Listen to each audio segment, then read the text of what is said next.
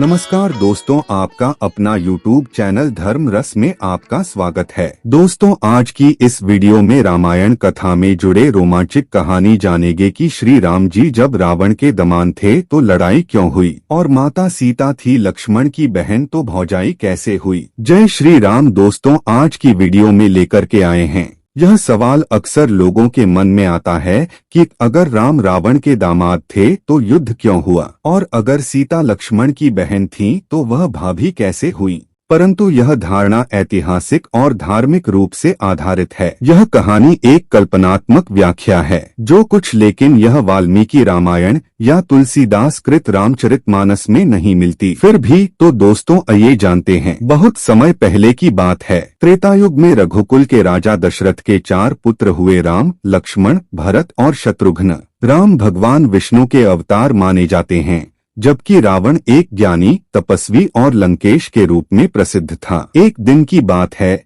जनकपुरी में सीता स्वयंवर आयोजित हुआ। जनक की पुत्री सीता को विवाह हेतु योग्य वर की तलाश थी। शर्त रखी गई कि जो शिवधनुष को उठा और तोड़ सकेगा वही सीता का वरण करेगा। अनेक राजा आए, जिनमें रावण भी था। रावण ने शिवधनुष को उठाने का प्रयास किया, लेकिन असफल रहा। तब अयोध्या से आए राम ने धनुष को तोड़ डाला और इस प्रकार सीता का वरण कर लिया। अब आती है उस कल्पनात्मक बात की बारी जो कहती है कि राम रावण के दामाद थे। कुछ लोक कथाओं में यह कहा गया है कि रावण की एक पुत्री मंदोदरी थी और किसी काल्पनिक कथा के अनुसार उसे जन्म के समय त्याग दिया गया और वह कहीं और पली भी। बाद में उसका विवाह राम से हुआ। ऐसी कहानी प्राचीन ग्रंथों में प्रमाणित नहीं है, लेकिन लोक कथाओं में यह एक अलग दृष्टिकोण पेश करती है। इसी तरह एक और भ्रम यह है कि सीता लक्ष्मण की बहन थीं। इसका आधार कुछ कहानियों में यह बताया गया है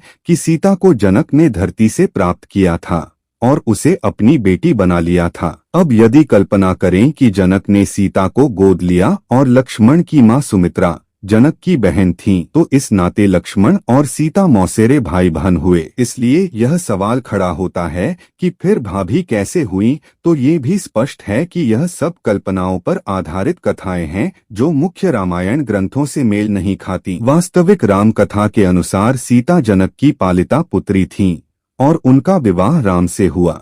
लक्ष्मण राम के छोटे भाई थे, इसलिए सीता उनकी भाभी हुई। राम और रावण के बीच कोई पारिवारिक रिश्ता नहीं था। रावण की पत्नी मंदोदरी थी, जिसकी कोई संतान सीता या राम से संबंध नहीं रखती। तो यह समझना जरूरी है कि रामायण एक धार्मिक ग्रंथ है जिसकी मूल बातों को लोक कथाओं से भ्रमित नहीं करना चाहिए। दोस्तों, सीता का स्वयंवर संपन्न हो चुका था। राम और सीता विवाह बंधन में बंध चुके थे। अयोध्या लौटते ही जनमानस में उत्सव का माहौल था। हर गली हर द्वार दीपों से सजी हुई थी। लेकिन दूर लंका में रावण यह समाचार सुनते ही क्रोधित हो गया। शिव का धनुष राम ने तोड़ा, वही राम जो मेरे कुल का दामाद है। रावण गरज उठा। मंत्री माली ने हाथ जोड़कर कहा, महाराज, मंदोदरी देवी की बहन का पुत्र ही तो राम है जो मिथिला में सीता से विवाह कर लौटा है। यदि यह सही है तो वह आपके नातेदार ठहरते हैं। रावण सोच में पड़ गया। उसे याद आया,